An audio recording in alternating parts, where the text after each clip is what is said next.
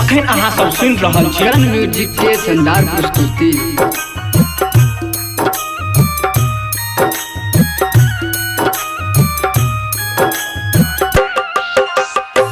DJ Kanchan Raj Hajipur Vaishali. Present करण music Warisnagar Samastipur. दियरबा कवन मंदिर ले जाई दिहलू न एको गोला लानमा।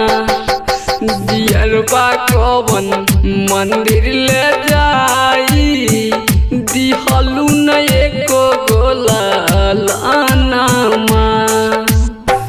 तोहरा के देखी देखी हमरी माई कुहकेला हमारो के मनमा। तोहरा के देखी देखी हमरी माई कुहकेला हमारो के मनमा। दियरबा कवन मंदिर ले जाई दिहलू न एको गोला लानमा। दियरबा कवन मंदिर ले जाई दिहलू न एको गोला लानमा। डीजे कंचन राज हाजीपुर वैशाली।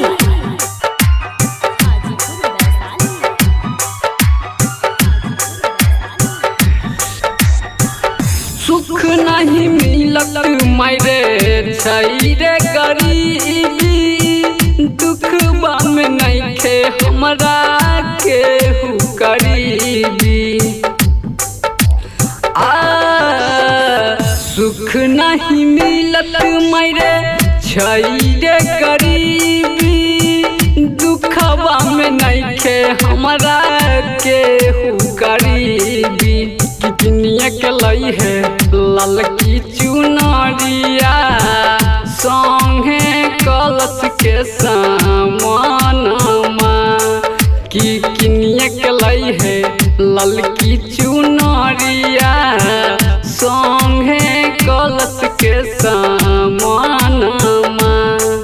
दियरबा कवन मंदिर ले जाई दिहलू न एको गोला लानमा। दियरबा कवन मंदिर ले जाई दिहलू